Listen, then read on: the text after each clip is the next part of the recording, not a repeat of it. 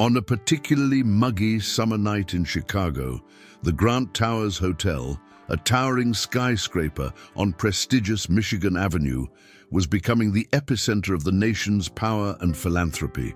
Crystal chandeliers cast a golden glow over a sea of influential figures, tycoons with calculated smiles, politicians working out discreet deals, celebrities lending their brilliance to the cause, and the cream of the financial elite, all milling about in ballrooms where live classical music competed, softly with the hum of conversation and the clink of champagne glasses.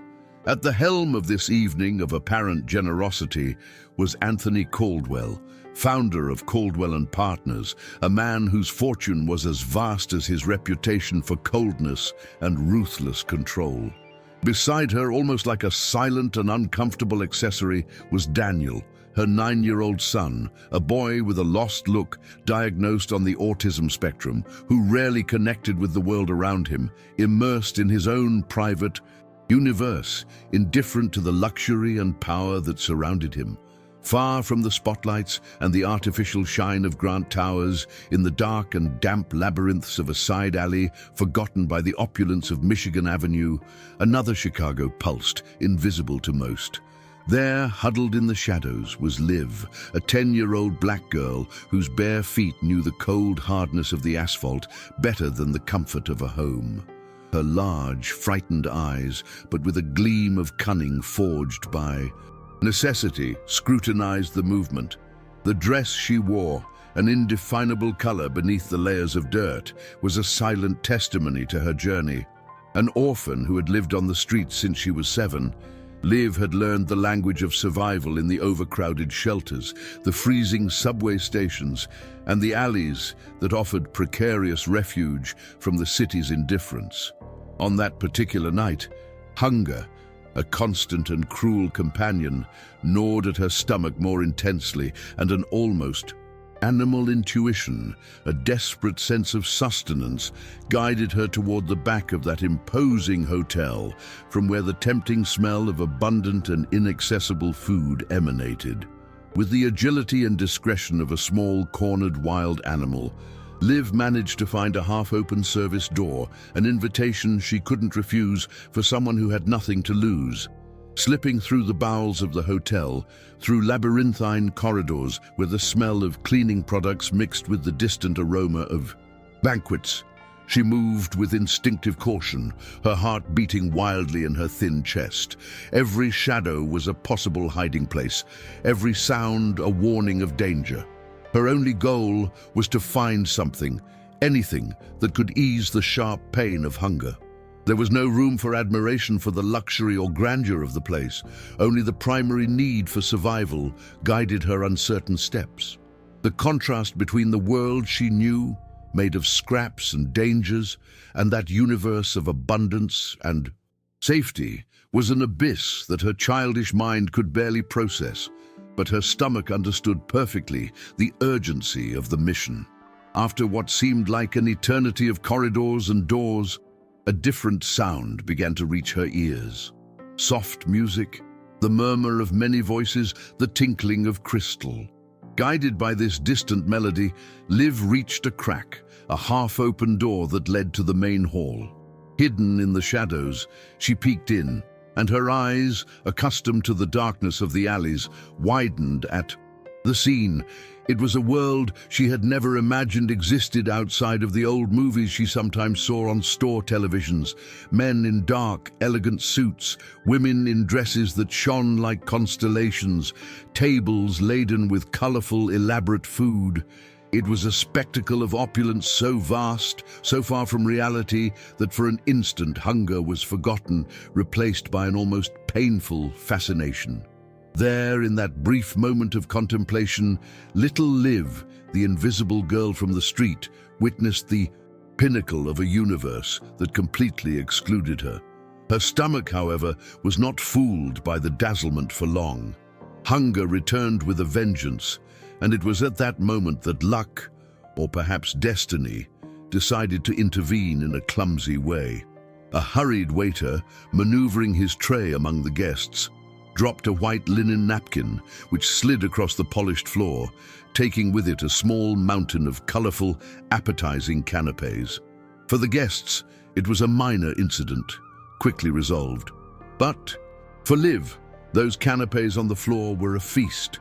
She waited for the moment when no one was looking in her direction, and as quickly as lightning, she advanced, picked up the napkin with her treasure, and retreated to the safety of a dark corner, behind a heavy curtain.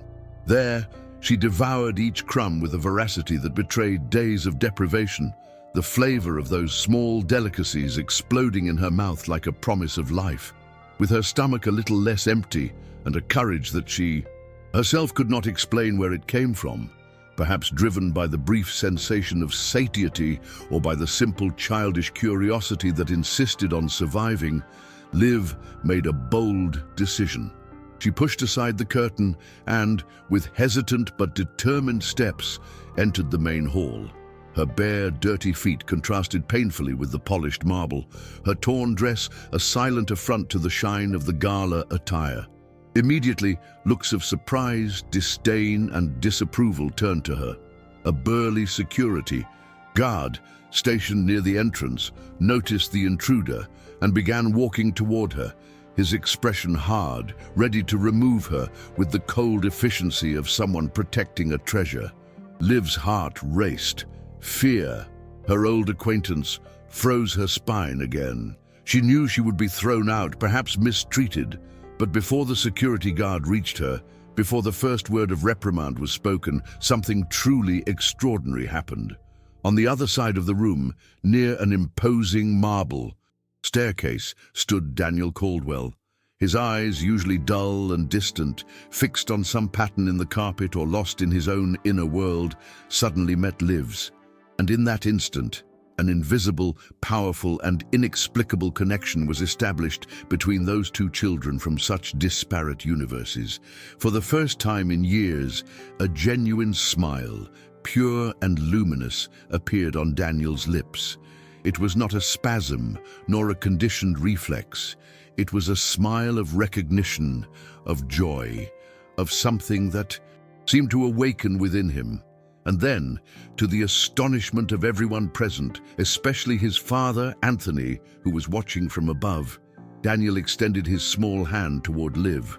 A simple, hesitant gesture, but loaded with a meaning that paralyzed the entire room, silencing the conversations and the music. The security guard stopped, confused. The guests held their breath. Anthony Caldwell, from the top of the stairs, felt the ground slip away from under his feet, a sensation he, the man in absolute control, had never experienced. His son, Daniel, the boy who barely tolerated touch, who lived in a shell of silence, was smiling and extending his hand to a street girl. Liv, for her part, did not see the luxury around her, nor the judgmental looks, nor the imminent danger of the security guard. She saw only the boy, with sad eyes, who now smiled at her, his small hand extended in silent invitation. And she, who knew the language of instinct and empathy much better than that of social conventions, accepted the invitation. She approached Daniel and with disconcerting ease took his hand. And there, in the center of that opulent ballroom, under the astonished gaze of Chicago's elite, the two began to dance. It was not a rehearsed dance, nor elegant according to the standards of high society. It was a dance of souls, a shy, clumsy, but incredibly synchronized movement. Liv guided with the intuition of someone born to express themselves through their body, and Daniel surprisingly followed her, his little feet moving in harmony with hers, his previously rigid body now finding an unexpected fluidity. The pianist, who had stopped playing amidst the commotion, hesitated for a moment, but when he saw Anthony Caldwell's look, a look he could not decipher, but which contained no disapproval, only profound astonishment, he resumed the melody, a soft and melancholic song that seemed to lull that unlikely encounter. The room remained silent, witness to a small miracle, The son of the most powerful man in the room was connecting for the first time in such a genuine way, not just with another child, but with the world around him.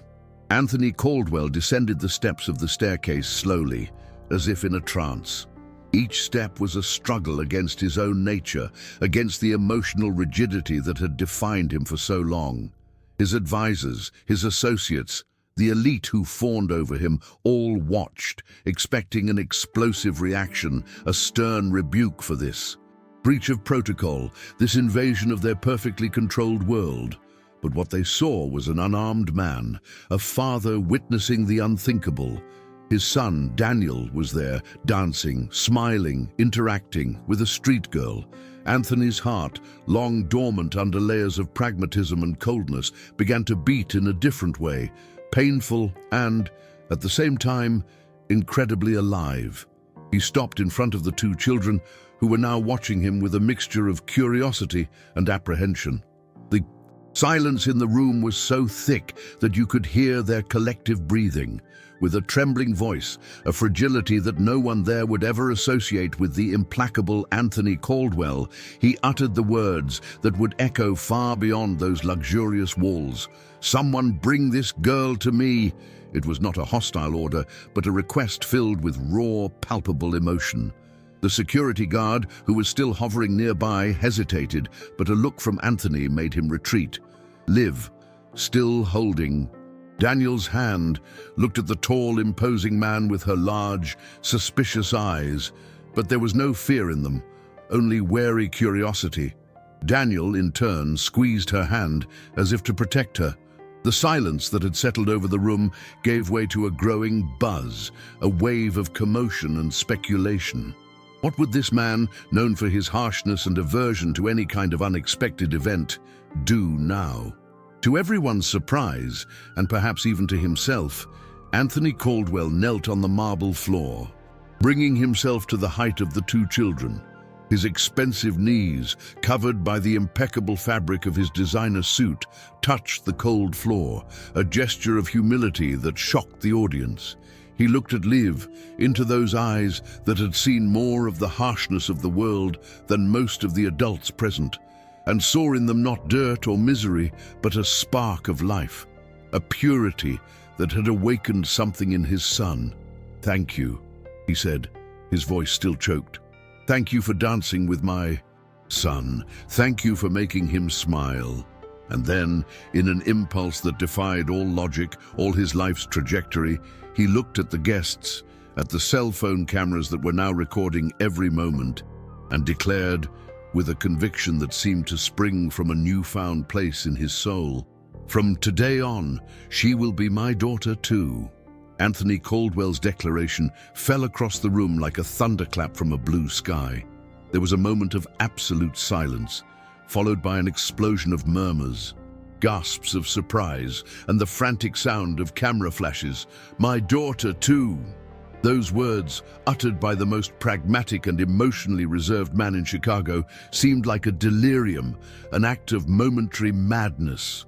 His closest aides exchanged panicked glances. His security team approached discreetly, as if they expected him to have suffered some kind of breakdown. But Anthony remained there, kneeling, his gaze fixed on Liv, who was staring at him with a mixture of astonishment and an understanding that went beyond words. Daniel, beside her, smiled broadly, as if he understood the magnitude of that moment. Within hours, the video of that moment, the billionaire, the street girl, the dance, the declaration, would flood social media, transforming a gala night into an event that would go down in the history of the city and perhaps the country. The repercussion was immediate and overwhelming. Newspapers, TV news channels, news portals, gossip blogs, all of them were reporting the story of the billionaire adopts street girl at gala. Social media was divided.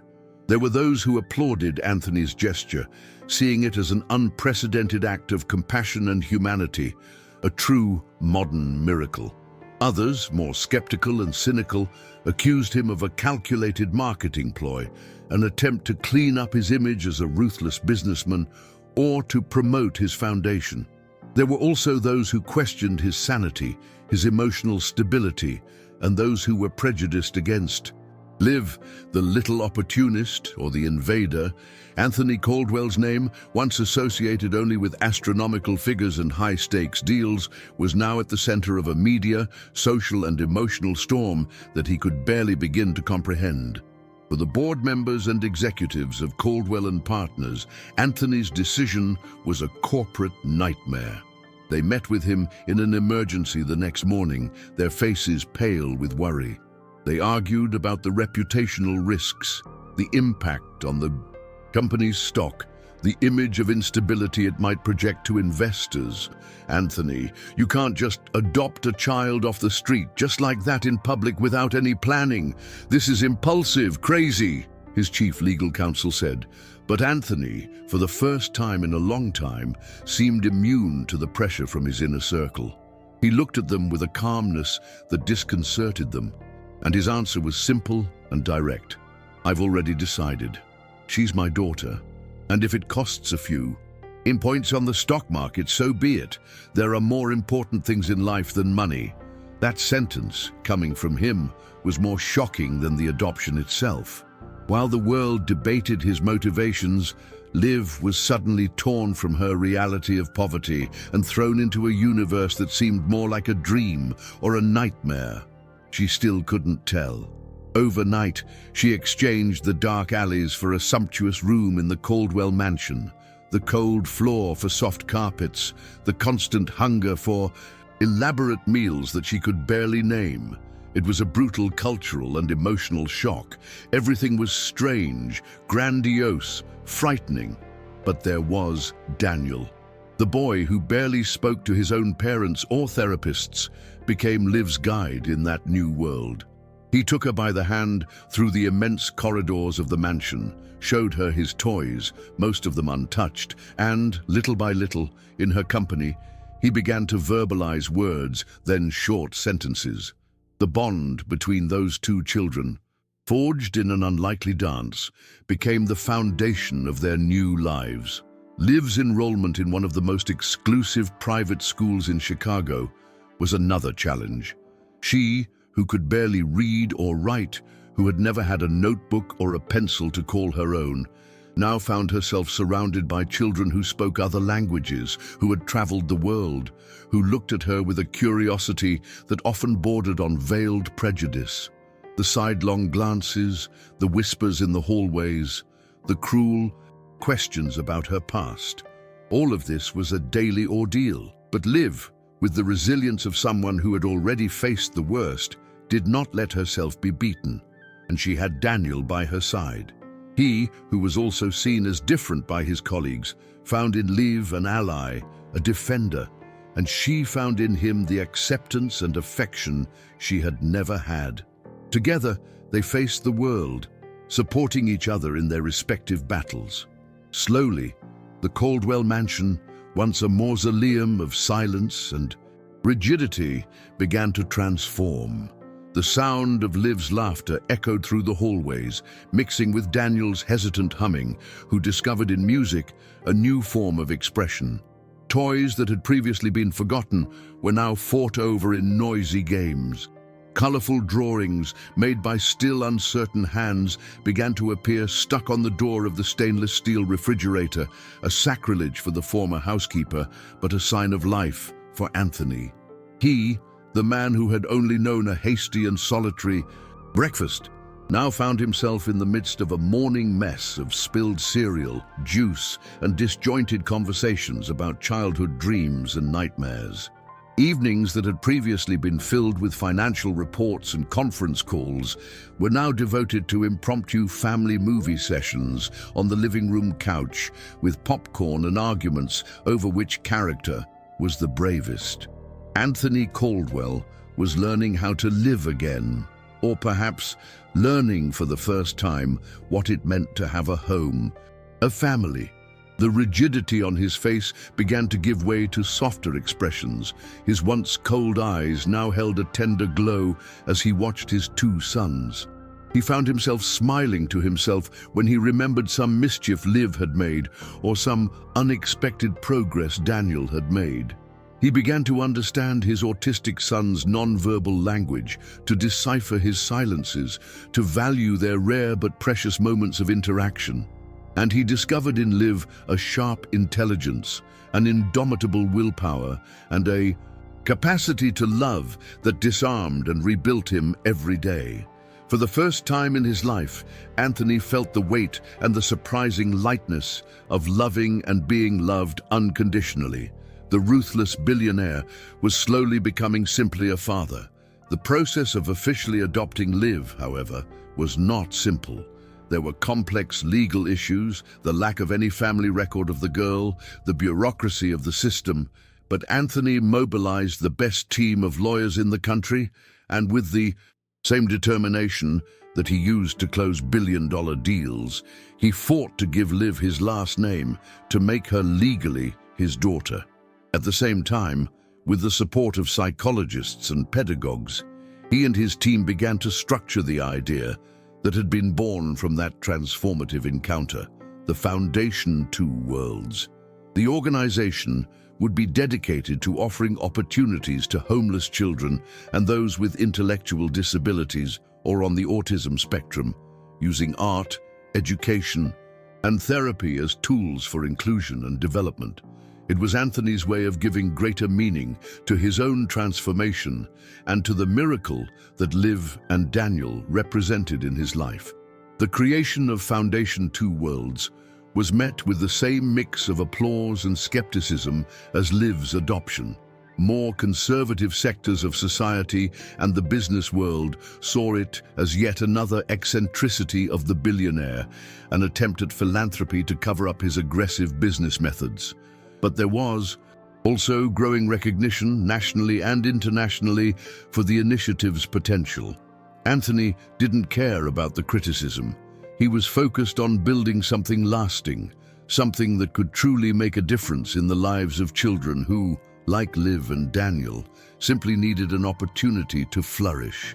The foundation began to take shape, with pilot projects in shelters and public schools, seeking partnerships and developing innovative methodologies that combined art, therapy, and inclusive education. The years flew by, weaving a new reality for the Caldwell family and for everyone who was touched by their story.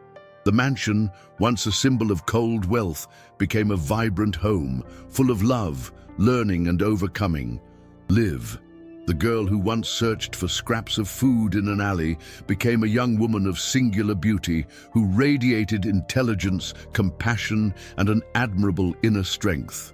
Her talent for dance, once a spontaneous expression of survival, was honed with years of study and dedication, turning her into a ballerina with a refined technique and an expressiveness that moved audiences.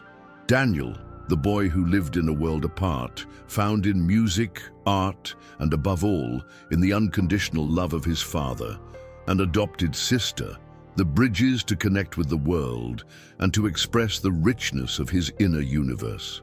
At 19, Liv Caldwell was no longer just the girl adopted by the billionaire. She was a respected artist, an award-winning social educator trained in contemporary dance by one of the most prestigious schools in the country, with acclaimed performances on international stages. But her heart and purpose were in Chicago, specifically in the Bronzeville neighborhood, an area historically important to the city's African-American community, but also marked by social challenges. There, in the heart of the community that had once been her only hostile refuge, she now ran the 2 World Center for Inclusion and Arts, the flagship project of the foundation created by her father, a vibrant and welcoming space that offered dance, music, visual arts, and therapy classes to hundreds of children and young people from diverse backgrounds. Daniel, now 18, was a tall young man with a serene gaze and a shy smile that rarely left his face. The challenges of the autistic spectrum were still part of his life, but he had developed incredible tools to navigate the world, to communicate, and to build meaningful relationships. His passion for graphic design, discovered in his teens, had become his professional path. He was about to enter college with a portfolio of work that was impressive for its originality and sensitivity. He was living proof that love, acceptance, and the right opportunities can break down the barriers of isolation and reveal extraordinary talents. His relationship with Liv was one of complicity and affection that inspired everyone around them. They were more than siblings. They were soulmates, united by an unlikely destiny. On the day that the Two World Center for Inclusion and Arts celebrated its 5th anniversary, a special ceremony was organized in the center's large auditorium. The audience was packed, excited parents, children with their eyes shining with expectation, foundation partners, local authorities, and of course, Anthony Caldwell, sitting discreetly in the front row, his gaze fixed on the stage, his heart overflowing with a pride that he no longer tried to hide. The night was one of celebration, of dance and music performances by the center students, but the most anticipated moment was the speech by Liv, the director and the soul of this project. When she took the stage, elegant in her simplicity, a reverent silence took over the auditorium. Liv held the microphone, her eyes scanning the audience and stopping for a moment on Daniel, who looked at her with admiration, and on Anthony, whose face expressed contained emotion. Her voice, when she began to speak, was firm, but filled with a sweetness that touched every heart present. She did not speak of statistics or goals achieved by the foundation. She spoke of her own story, of the hungry girl who one day broke into a luxury hotel in search of food. "I walked into that place 9 years ago," she began, her voice breaking slightly, "looking for just a piece of bread, something to ease the pain of hunger. I had no name, no family, no hope. What I found that night was much more than food. I walked out of there with a family," she continued, her eyes filled with tears, but a smile on her lips. "Today, on this stage, I see hundreds of children who, like me once, are looking for something more. They are looking for a safe place, a chance to be seen, heard, loved. And that is what we try to offer here every day, a space where every talent can flourish, where every voice can find its melody, where every body can dance its own story." She paused, looking directly at Anthony. "Many have said that this man, Anthony Caldwell, saved me that night. And in a way, he did. He gave me a home, an education, opportunities I never dreamed of having. But the truth, and he knows it, is that he allowed himself to be saved by me and by Daniel. We rescued him from the loneliness of his perfect but empty world. And for that, he is so much more than my father. He is my anchor, my home, my inspiration." Liv's words echoed through the auditorium, filled with an honesty and gratitude that brought tears to many. The entire audience rose to their feet, giving a standing ovation, not just for the center's director, the award-winning ballerina, but for the girl who had once danced without music and who now taught the world to hear the melody of hope. Standing next to the stage, in the shadows of the wings, Anthony Caldwell could no longer hold back the tears.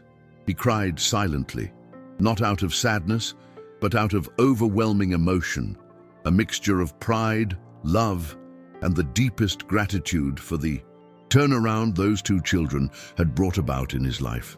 That man, who had once been the epitome of coldness and control, now allowed himself to feel, to be vulnerable. And in that vulnerability, he found his greatest strength. The story of Liv Caldwell, the girl from the alley who became the daughter of a billionaire and an inspiration to the world, was no longer just an isolated case of unusual adoption. It became a powerful symbol of new beginnings, inclusion, and the infinite capacity of human beings for transformation. Her impact went beyond the borders of Chicago, reaching other states and other countries. She was invited to share her experience at international forums, received awards from institutions such as UNESCO for her work with vulnerable children, and her story inspired the creation of more effective public policies for the protection of children and the promotion of inclusion through art and education. Her name was now synonymous with hope and positive change. But beyond all the awards, all the recognition and all the admiration she received, Liv Caldwell remained, at her core, that pure-hearted girl who had once charmed a sad boy with her spontaneous dance. She never forgot her origins, the hunger, the cold, the fear. And it was this memory, not as a burden but as a driving force, that drove her to keep going, to fight for every child who crossed her path at the Two Worlds Center. She knew from her own experience that a welcoming gesture, an opportunity, a look of acceptance could be the difference between a life of darkness and a future of light. And she was determined to be that beacon for as many children as possible. The Two Worlds Center for Inclusion and Arts became a model of reference, not only for the quality of its programs, but for the spirit of community and family that was cultivated there. Children from all backgrounds, with the most diverse stories and challenges, found a safe environment in that space to explore their talents, heal their emotional wounds, and dream of a better future.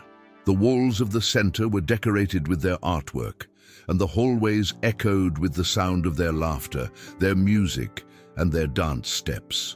It was a place where difference was celebrated, where each individual was valued for their uniqueness, and where hope was sown and reaped every day.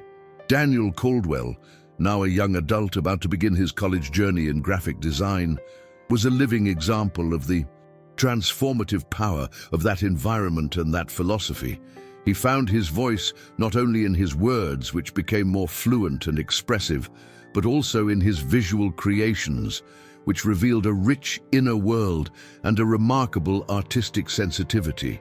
He became a regular volunteer at the center, helping with art classes, creating graphic materials for events, and most importantly, offering his friendship and his example of overcoming obstacles to younger children, especially those on the autism spectrum. His connection with Liv remained the bedrock of his emotional strength, a friendship that deepened and reinvented itself with each new phase of their lives. Anthony Caldwell, for his part, devoted more and more time and resources to the foundation and the center. He became a passionate advocate for inclusion, using his influence in the business world to mobilize support and promote a change in mindsets toward vulnerable children and people with disabilities. He discovered that true satisfaction lay not in accumulating more wealth, but in investing it in transforming lives, in building bridges where there had once been walls. His relationship with his children, Liv and Daniel, was his greatest source of joy and inspiration, a constant reminder that love, in its most unexpected forms, is the greatest and most valuable of all assets. The story of that night at the Grant Towers Hotel, of Liv and Daniel's unlikely encounter, has become something of an urban legend in Chicago, told and retold with varying nuances, but always with a background of wonder and amazement. Many still wondered what would have happened if Liv had not entered that room, if Daniel had not smiled, if Anthony had not made that impulsive and life-changing decision. But for the protagonists of that story, there was no room for what-ifs. There was only gratitude for the present, for the shared journey, and the certainty that every step, every tear, every smile had been worth it. They had rewritten their destinies together. On a sunny spring afternoon, years after that first meeting, the garden of the Caldwell mansion was once again in celebration. It was not a charity event for Chicago's elite, but an intimate celebration, full of meaning. It was Daniel's birthday, which was his 18th birthday, and also a celebration of his entrance into college. Friends from downtown, some classmates from school, and the small but close-knit Caldwell family were gathered. Liv, now a young woman in Her early 20s watched everything with a tender smile, remembering the hungry girl she had once been and the extraordinary journey that had brought her there. During the reception, Anthony took the floor. His voice choked with emotion. He spoke of how proud he was of his children, of the lessons he had learned from them, of how their lives had been transformed by love and acceptance. He looked at Daniel, who was listening intently, and said, "Son, you have taught me the true meaning of strength, resilience, and communication that goes beyond words. Your heart is the purest place I know." Then he turned to Liv. "And you, my daughter, you taught me to dance, not just on the ballroom floor, but in life. You taught me to love, to forgive, and to see beauty where I saw only darkness. You two are my greatest legacy." That moment, like so many others on that journey, was sealed not with formal speeches, but with the universal language of affection, tight hugs, tears of joy, and the palpable feeling of a love that transcended all barriers. Liv and Daniel, side by side, were living proof that the most unlikely connections can produce the most extraordinary fruits. They were not just adopted siblings, they were souls who recognized and healed each other, rewriting not only their own stories, but also that of a father who needed to relearn how to feel in order to truly live. The soft music playing in the background seemed to carry the promise of many more happy chapters in that family saga. And so the Caldwell mansion, once a symbol of power and solitude, became a true home, a safe haven where differences were celebrated and love was the main language. The hallways, once silent, now echoed with laughter, music, and lively conversation. The walls, once decorated with cold and impersonal works of art, now displayed photographs of happy moments, colorful drawings, and memories of a shared journey. Anthony, Liv, and Daniel had built, brick by brick, not just a family, but a legacy of hope, inclusion, and transformation that would inspire generations. Their story proved that no matter how different our worlds of origin, how deep our wounds, or how insurmountable our barriers seem, the meeting of two souls, the spark of a genuine connection, can trigger a silent revolution that can move mountains and transform the most unlikely of seeds into the most lush of trees. Liv, the girl who danced to ward off hunger, and Daniel, the boy who had closed himself off from the world, found in each other the key to unlocking their own potential and in the process also unlocked the heart of a man who had forgotten how to love. The Two Worlds Center for Inclusion and the Arts continued to grow, expanding its programs and reaching more and more children. It became an oasis of creativity and warmth in the heart of Chicago, a place where dreams were taken seriously and where every small victory was celebrated with enthusiasm. Liv dedicated her life to this place, seeing in each child a reflection of her own story, of her own capacity to overcome. She taught dance, but above all, she taught hope, resilience, and the importance of believing in yourself, even when the world seems to say otherwise. Years later, on a starry night, during a special performance on the stage of Lincoln Center in New York, Liv Caldwell, now one of the most acclaimed ballerinas of her generation, dedicated her performance to two people in the audience. Her brother, Daniel, a successful graphic designer who had created the entire visual identity for the show, and her father, Anthony, who looked at her with tears of undisguised pride. At the end of the performance, to a deafening ovation, Liv took the microphone and with a choked voice said simply, "This dance is for all those who have ever felt invisible. Know that you are not alone, and that there is always a melody waiting to be danced." Anthony Caldwell's career has also become a business school case study, not for his hostile takeovers or his bold financial strategies, but for his astonishing transformation into a humanitarian leader and visionary philanthropist. He proved that true success is not measured by profits alone, but by the positive impact one leaves on the world. And he credited this transformation entirely to his children, Liv and Daniel, who taught him the most valuable lessons of his life. ones that cannot be learned in any boardroom or on any balance sheet. Daniel, with his unique sensitivity and talent for design, found a way to give voice to those who did not have one, creating awareness campaigns for a variety of social causes, always with a focus on inclusion and the celebration of diversity. He never forgot the girl who made him smile for the first time in years, and his friendship with Liv remained the rock on which he built his adult life, a partnership of souls that transcended time and circumstance.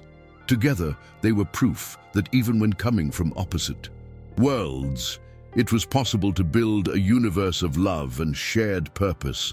And so, the story that began with an unlikely encounter on a gala night in Chicago unfolded into a saga of transformation that touched countless lives.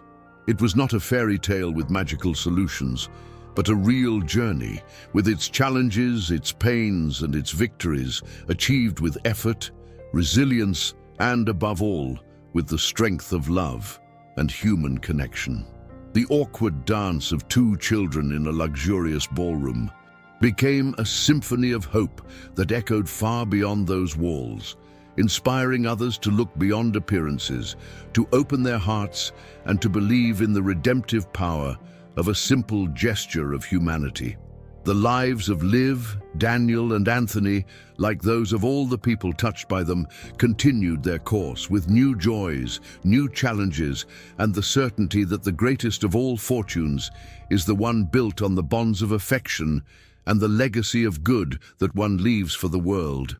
And somewhere, in Chicago, perhaps another barefoot girl was still dancing to the sound of her own hands, hoping that fate, in its mysterious wisdom, would beckon her with a new melody, a new chance, a new beginning. Because in the end, life is this endless dance between chance and hope. Second file with paragraph.txt. In the city of Savannah, under the hot Georgia sun, where Spanish moss hung from ancient trees like curtains of time, there was a small universe of oblivion and resilience called Harmony Square.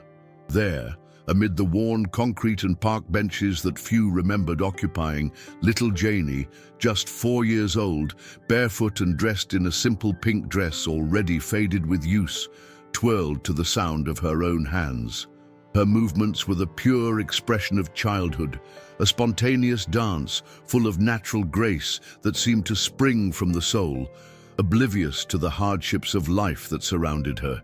Beside her, with an attentive gaze and a heart divided between tenderness for her great-granddaughter and the weight of her 78 years, Mrs. Eleanor Brooks extended her wrinkled hand, not to applaud, but in the hope of collecting some change to guarantee her next meal.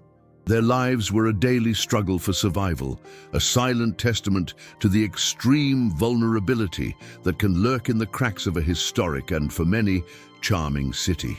A few miles away, but in a world that seemed to orbit another galaxy, lived Michael Whitmore, a 7-year-old boy whose small shoulders bore the weight of a devastating diagnosis. The only child of technology magnate Benjamin Whitmore, whose Atlanta company was redefining the digital future, Michael lived in a mansion where luxury and state-of-the-art medical care were as abundant as the quiet sadness that filled the hallways. A rare progressive muscular dystrophy had confined him to a wheelchair since he was 5, and with his mobility came his joy. The once curious and talkative boy had sunk into a deep apathy, emotional cocoon that isolated him from the world, from expensive toys, from the failed attempts of therapists, and from the increasingly hopeless gaze of his father. Benjamin, a man accustomed to ruling empires and setting trends, felt powerless in the face of that silent suffering, the pain of his wife's absence, who had not borne the burden of their son's illness, added to the anguish of seeing Michael wither emotionally every day. On that specific day, destiny, with its invisible and sometimes cruel but also surprisingly generous threads, began to weave a new pattern in the lives of those souls.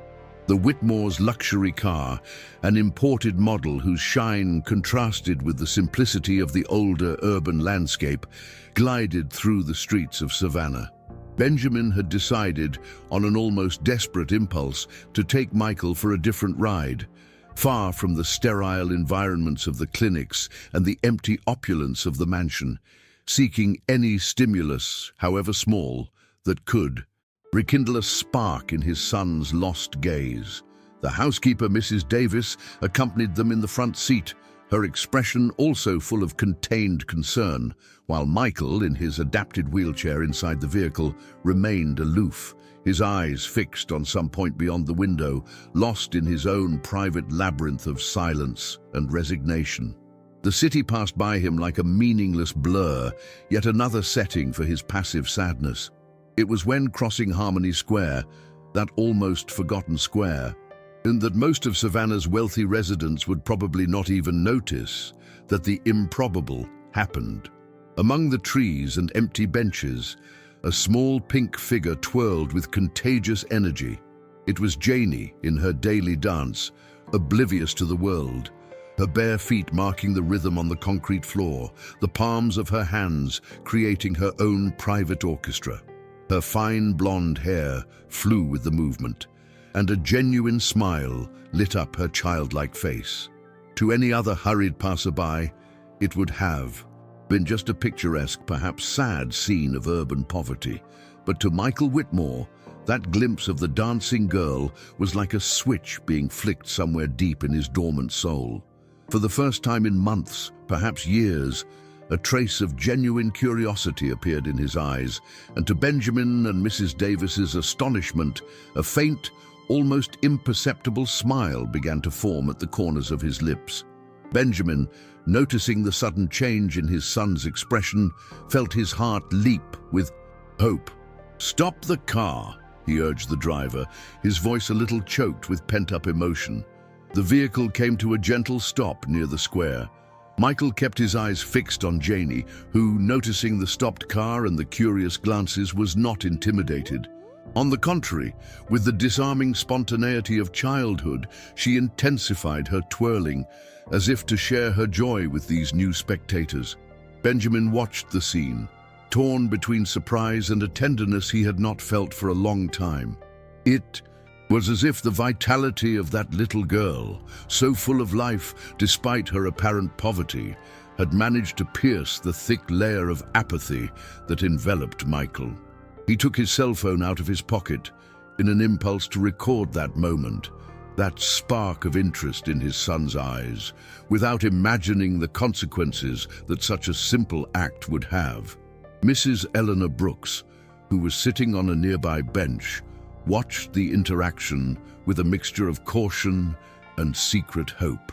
She saw the wealth stamped on the car and the clothes of its occupants, and feared that her little Janie might somehow bother or be misinterpreted. But when she saw the smile on the face of the boy in the wheelchair, a smile that seemed so rare and precious, her great-grandmother's heart softened. Janie, in turn, without any social filter or notion of the invisible barriers that separate such different worlds, approached the parked car, her little eyes shining with curiosity. She did not see the wheelchair as an impediment, nor the wealth as a distance. He saw only one other boy, and in his childhood universe, boys existed to play. "Do you want to dance?" she asked Michael, her voice sweet and clear, extending her little hands, dirty with dirt, but full of a sincere invitation. Janie's invitation hung in the air, charged with a disconcerting purity. Michael, who had refused any kind of interaction for so long, looked at the girl's outstretched hands, and, to everyone's surprise, especially his father's, a different light appeared in his eyes. It was no longer just curiosity, it was a shy hesitation, an almost forgotten desire to connect. Benjamin, with bated breath, saw his son slowly raise one of his hands, the fingers, previously inert with apathy, trying out a trembling movement. Janie, noticing the attempt, smiled even more and began to move her own hands in time to an imaginary melody, encouraging him. "With your hands!" she exclaimed, as if that were the most natural form of dance in the curved world. And Michael, overcoming an invisible barrier that seemed insurmountable, began to follow her movements with his fingers, then with his fists, and soon his arms, previously heavy and lifeless, were floating in the air in an awkward but immensely meaningful choreography. Benjamin Whitmore felt hot tears run down his face as he witnessed that scene. It was more than a simple movement, it was life pulsing again in his son, a spark of genuine joy that he had not seen since before his diagnosis. Little Janie, with her innocence and her improvised dance, had achieved in a few minutes what months of expensive therapies and renowned specialists had not achieved.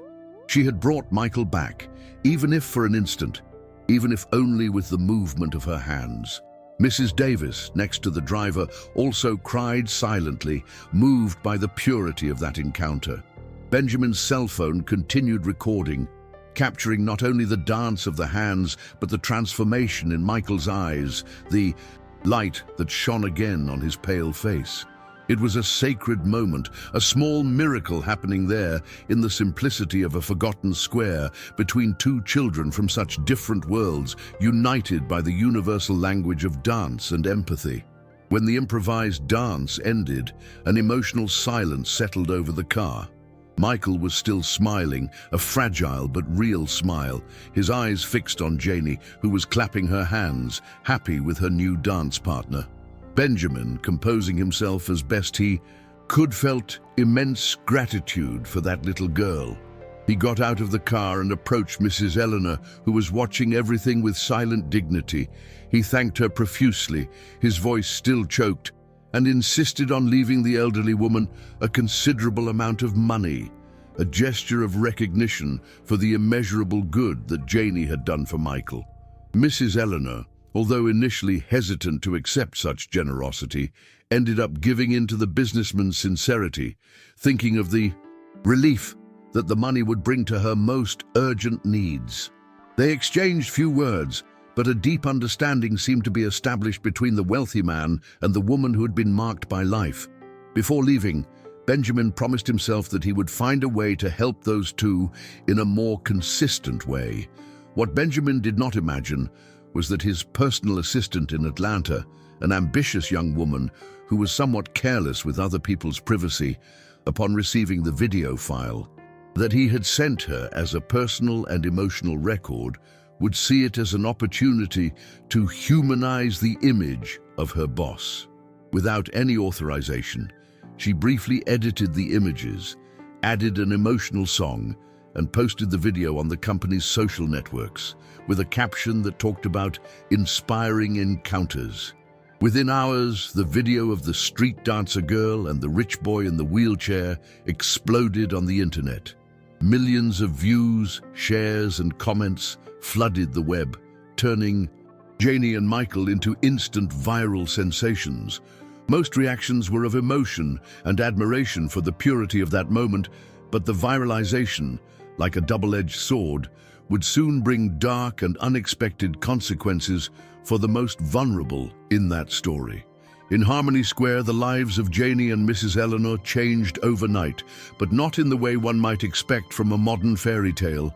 The sudden notoriety, instead of bringing help or relief, attracted the envy and greed of other homeless people and opportunistic figures who frequented the square. Rumors began to circulate that the dancing girl and her great-grandmother had received a fortune from the rich man in the video, and that they were hiding money. The looks of admiration that Janie had previously received from some passers-by turned into covetous and threatening looks. Mrs. Eleanor, sensing the imminent danger, tried to protect her great-granddaughter, keeping her closer to her, but the hostility in the environment was growing and palpable. The small refuge that the square had once represented, despite all the difficulties, was becoming a dangerous place. The situation reached a critical point one cold, dark night. While Mrs. Eleanor slept, clutching the small purse where she kept the money that Benjamin had given her and her few belongings, a group of vandals driven by envy and the false belief that she was hiding a large sum, brutally attacked her. They stole everything she had: the money, some old documents, a small ragged blanket, and worst of all, the little sense of security that she still had. Janie, who was sleeping next to her, woke up to the screams and the confusion, and the scene she witnessed, her great-grandmother lying, injured and crying, would be etched in her childhood memory with the colors of the purest terror. Frightened, injured and penniless, Mrs. Eleanor made the most difficult decision. They had to flee from there, from that place that now represented only fear and violence. Then began a new and painful pilgrimage for the elderly woman and her little great-granddaughter. They wandered the streets of Savannah, seeking shelter in the awnings of closed stores and in stairwells, always afraid, always hungry. The cold, damp nights began to take their toll on Mrs. Eleanor's already fragile health. A dry, persistent cough settled in her chest, accompanied by a fever and a fatigue that made her stagger. Janie, despite her young age, demonstrated a touching resilience and care, trying to warm her great-grandmother with her small body, singing soft songs to calm her during her coughing fits. It was a painful reversal of roles, the child caring for the adult, both victims of a cruelty they could not understand. The city, once the scene of Janie's joyful dance, now showed itself to be a hostile labyrinth, indifferent to their suffering.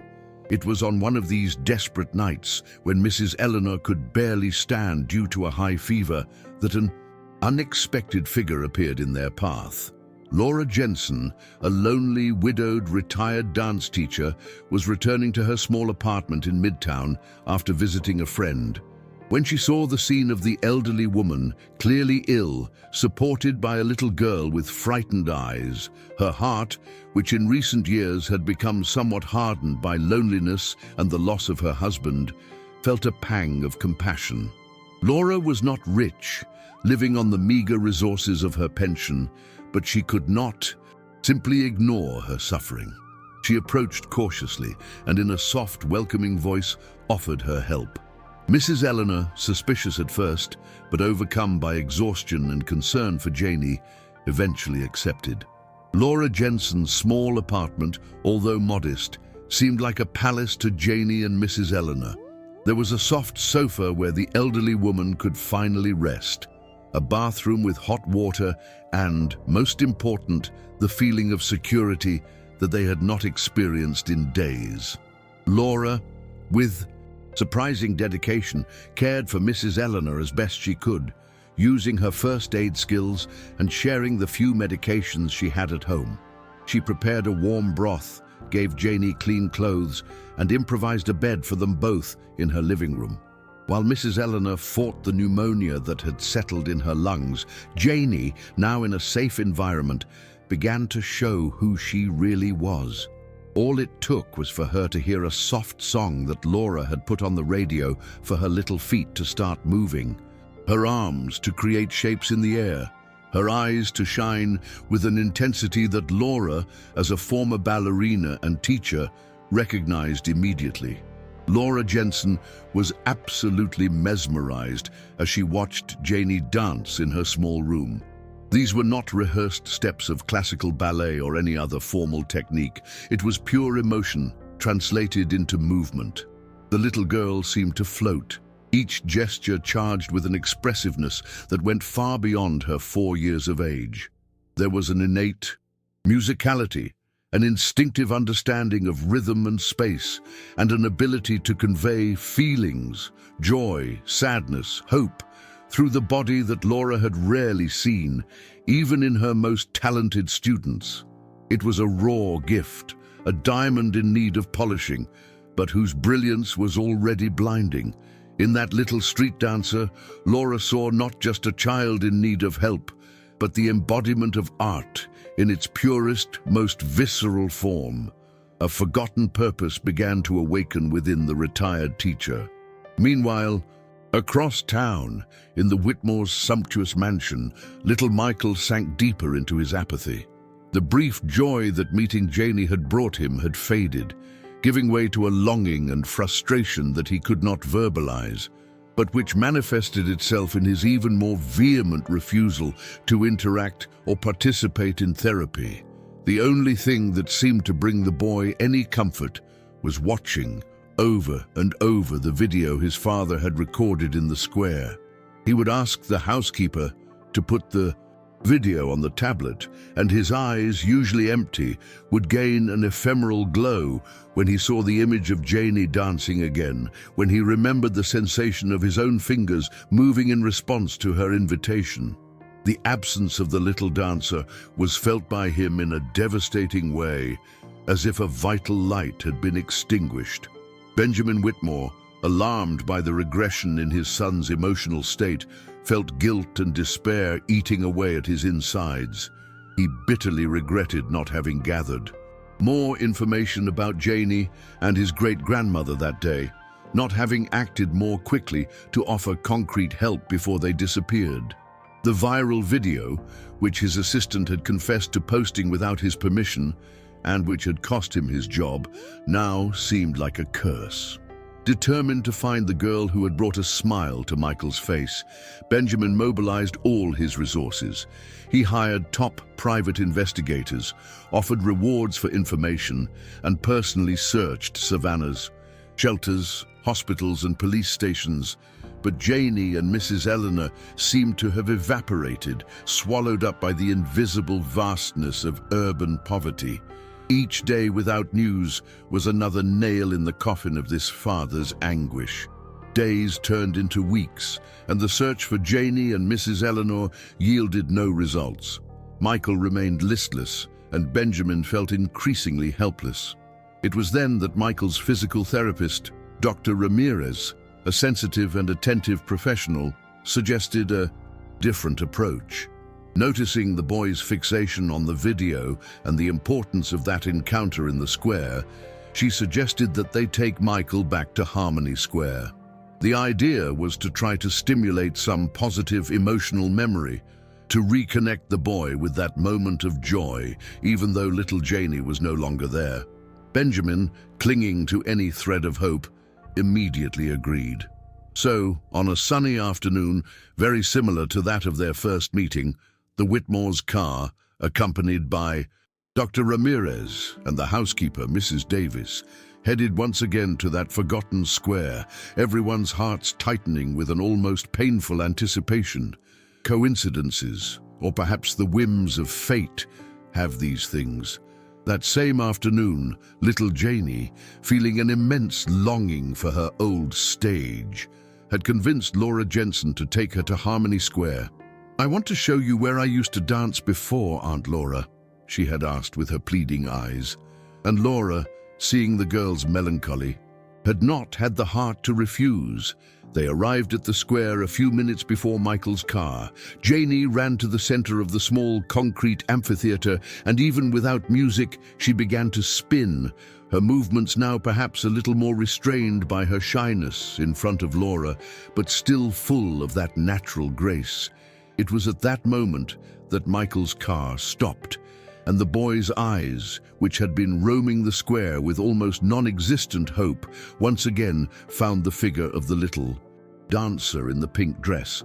A cry of surprise and joy, held back by weakness, escaped his lips. The scene that followed was one of those moments that defy logic and touch the deepest part of the human soul.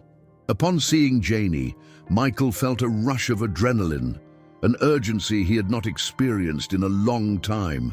Their eyes met, and recognition was instantaneous, a smile lighting up the faces of both children. And then, with an effort that seemed superhuman to all who witnessed it, Michael, who had barely been able to move the controls of his motorized wheelchair lately, pushed himself forward with his own hands on the wheels, moving the chair inch by inch toward Janie. Dr. Ramirez and Mrs. Davis held their breath. Benjamin felt his heart stop. Janie, seeing her friend's effort, ran to meet him, stopping a few steps away, waiting. The reunion, In the center of that square was silent, but charged with an emotion that made the air vibrate. There were no words, only smiles, knowing looks, and the pure joy of two souls that recognized each other. Benjamin Whitmore, upon witnessing that second encounter, that demonstration of his son's willpower, felt a wave of emotion even stronger than the first time. It was proof that the connection between those two children was something special, something that transcended social, economic, and even physical barriers.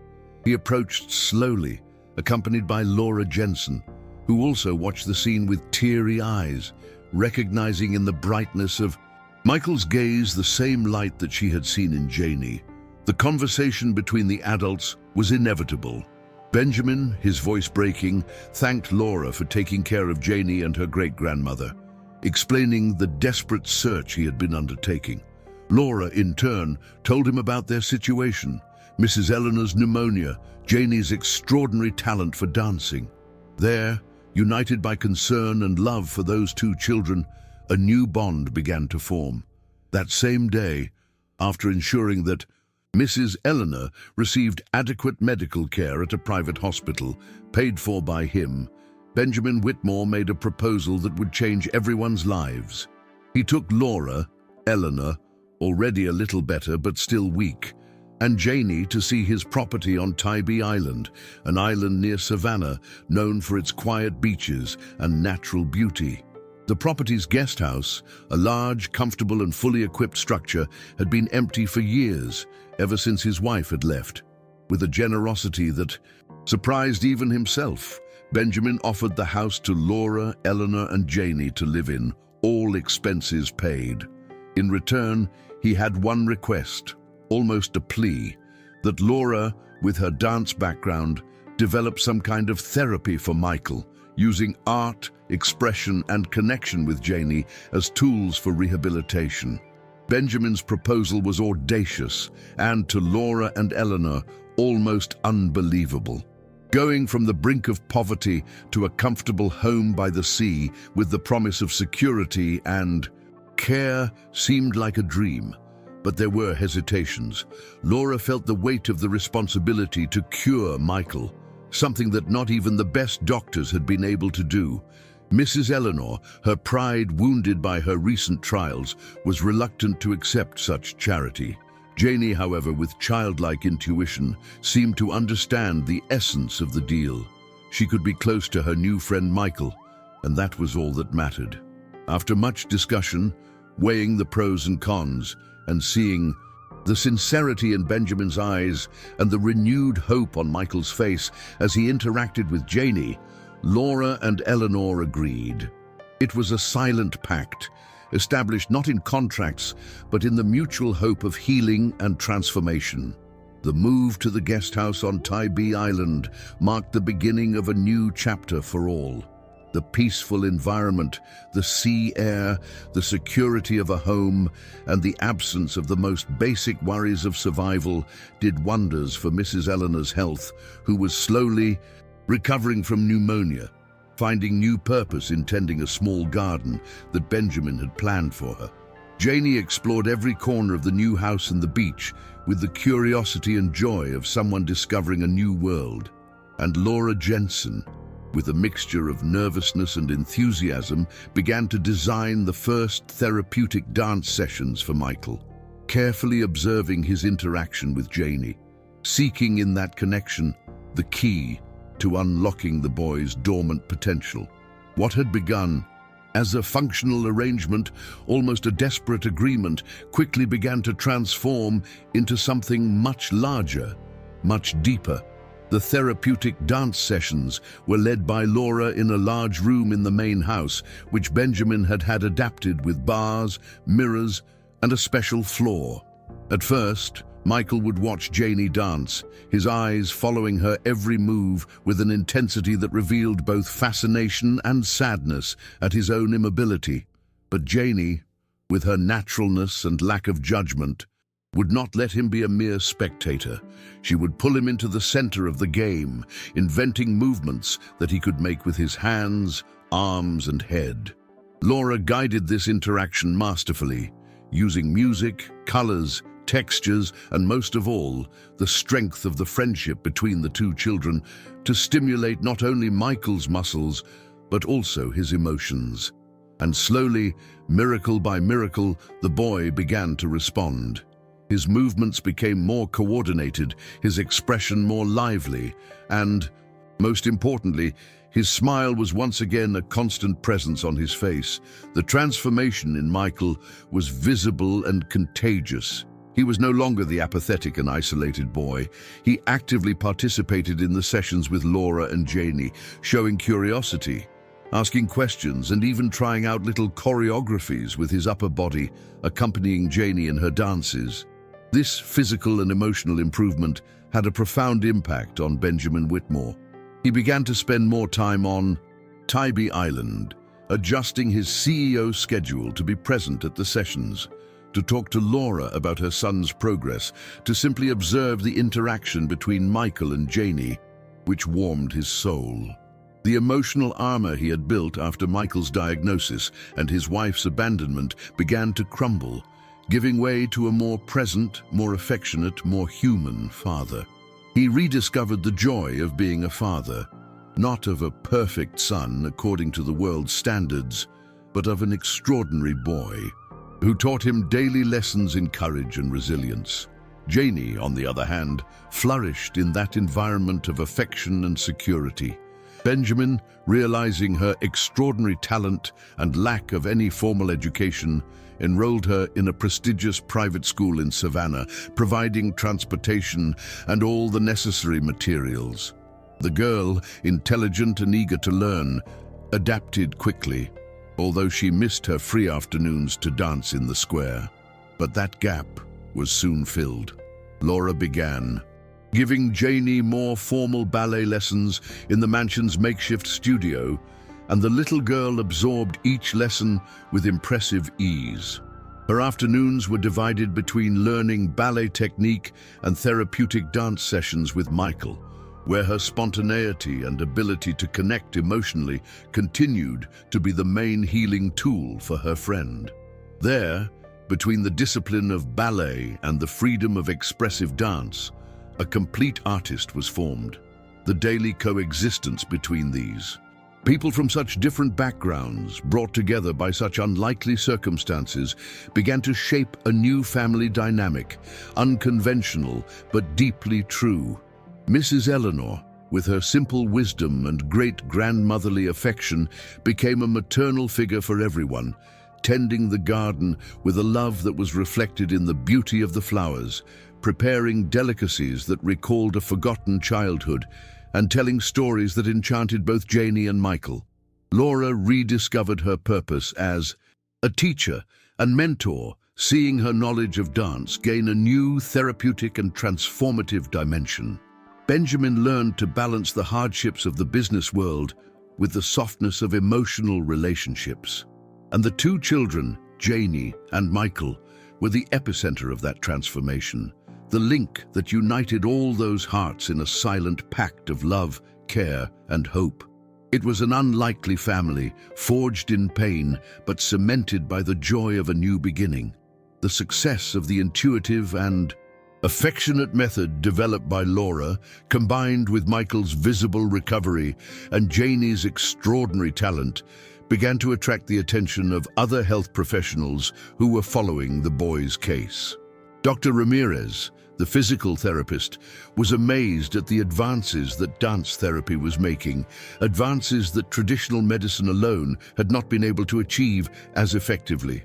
Benjamin Whitmore, realizing the potential of what was happening in his own home, saw an opportunity to transform his own pain and that of his son into something bigger, something that could benefit other children and families facing similar challenges.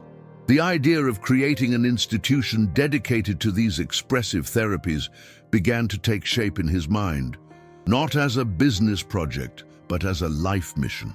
With the same determination and vast resources that he had devoted to his technological endeavors, Benjamin set out to create the Whitmore Center for Expressive Therapies. The center would be a non-profit institution dedicated to the research and application of therapies based on art, dance, and body expression for the rehabilitation of children with physical and emotional disabilities.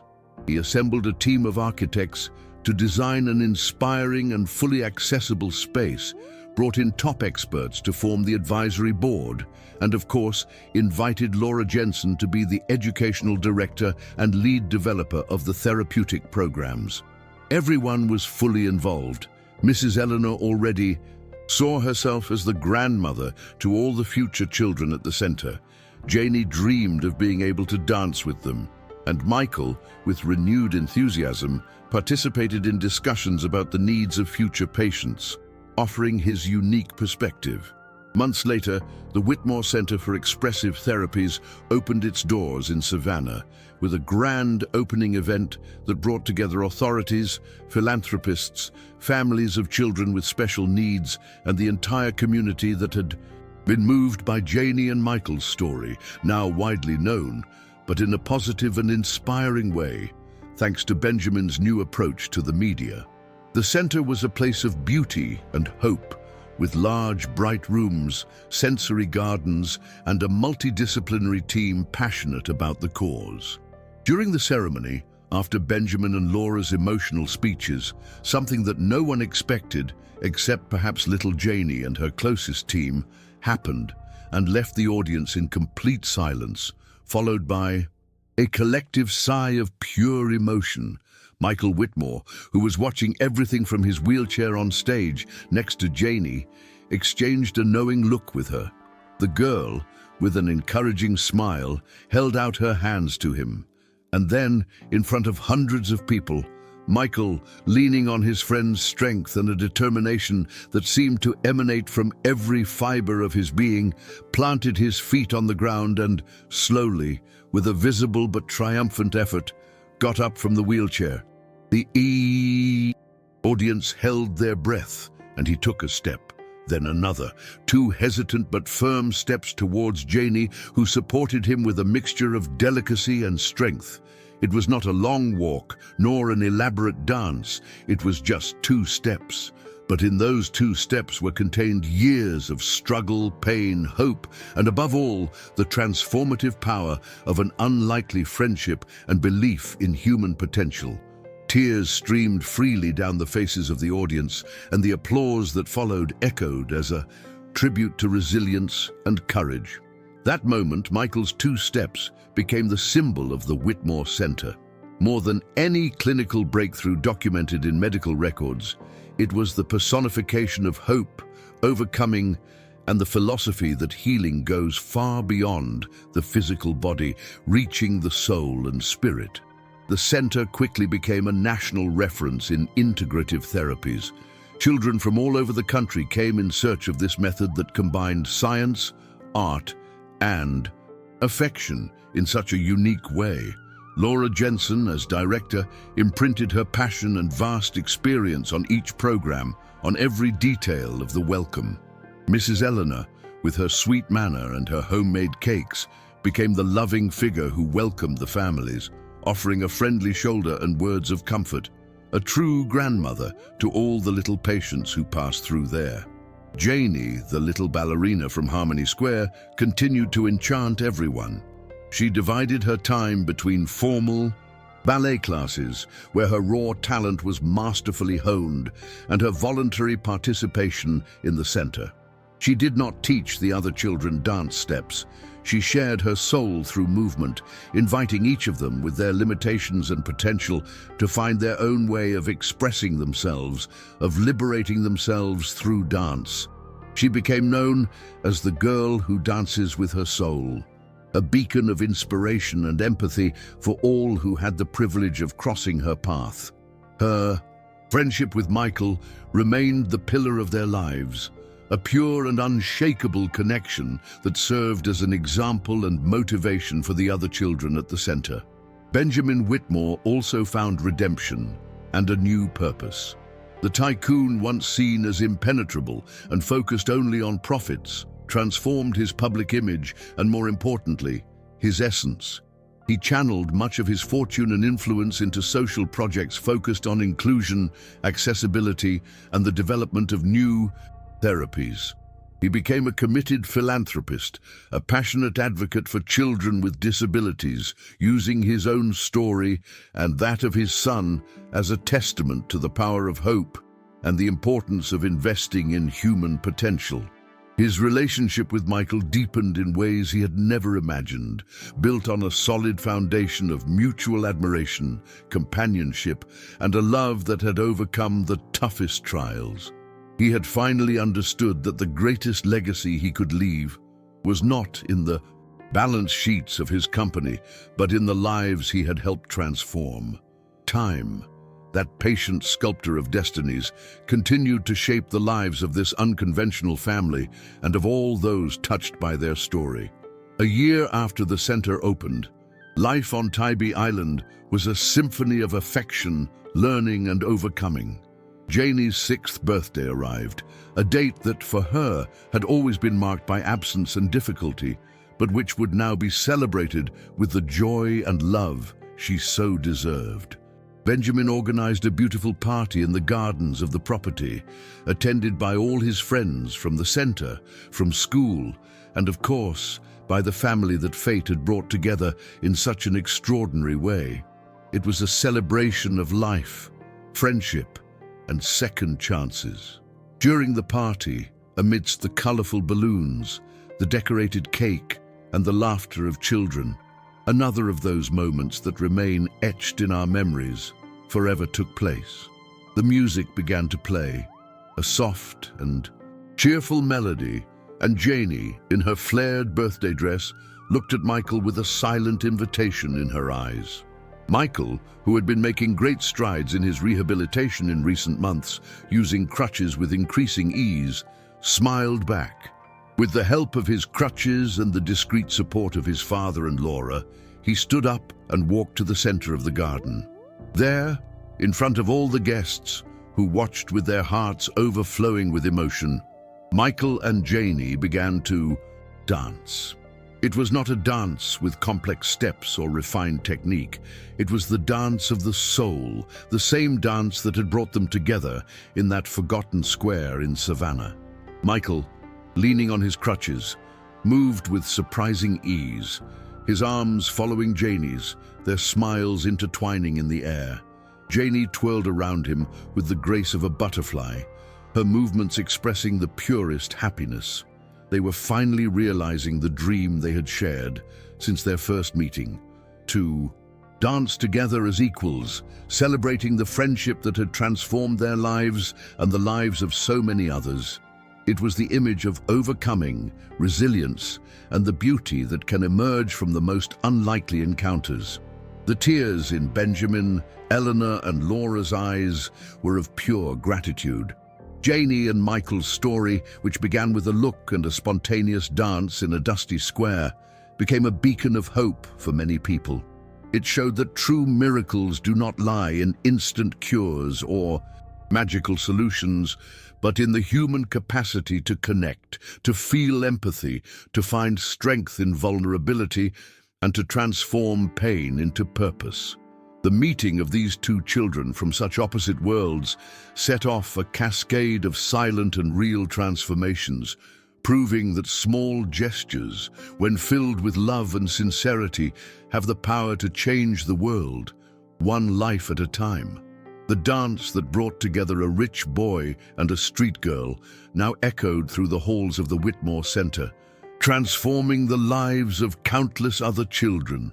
Mrs. Eleanor Brooks lived her final years surrounded by the love of that unlikely family and the admiration of everyone at the center, where she was a constant and comforting presence. She left in peace, knowing that her little Janie was safe, loved, and on a path of light, spreading her art and compassion throughout the world. She left behind a legacy of her quiet dignity, her resilient strength, and proof that a great-grandmother's love can be the foundation for the most extraordinary dreams. Her garden on Tybee Island continued to be lovingly tended by all, a living symbol of her presence and her love for nature and the simple things in life. Laura Jensen found in her work at the Whitmore Center the professional and personal fulfillment she never imagined. The retired dance teacher and lonely widow became an international reference in expressive therapies, publishing articles, participating in conferences, and, most importantly, touching the lives of hundreds of children and families. But her greatest joy continued to be closely following the development of Janie, her brightest student, and witnessing the willpower of Michael, the boy who taught her that the limits of the body can be overcome by the strength of the spirit and the magic of art. She proved that it is never too late to reinvent yourself and to find a new purpose that makes your heart sing. Benjamin Whitmore, the CEO who was once consumed by work and pain, became an example of how adversity can be the catalyst for profound personal transformation. He learned to prioritize what really matters, to value human relationships above material goods, and to use his influence and resources to build a more inclusive and caring world. His relationship with Michael became the pillar of his life, a source of learning and unconditional love. And he never forgot little Janie, the girl who, with her pure dance and generous heart, had broken the barriers of his world and shown him the way back to his own humanity. The Whitmore Center was his greatest pride, the legacy of a journey of pain, discovery, and redemption. Janie and Michael grew up together, their friendship deepening and transforming over the years, but always maintaining that pure and magical essence of their first meeting. Janie became a renowned ballerina, but she never abandoned her volunteer work at the center, inspiring new generations of children to find their voice through dance.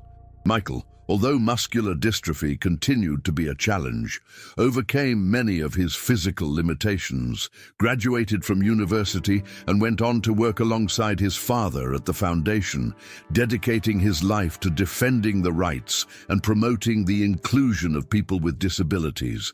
They were living proof that the connections we make, no matter how unexpected, can define who we become.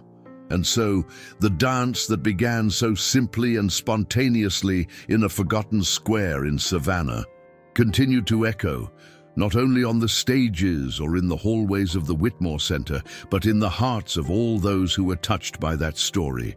A story that reminds us that the true magic of life lies in unlikely encounters, in the power of empathy, and in the ability to transform pain into dance, silence into song, and hopelessness into a future where every step, no matter how small, can be a miracle. Life, with its contrasts and surprises, followed its flow, proving that sometimes it is the most different souls that fit together in the most perfect way.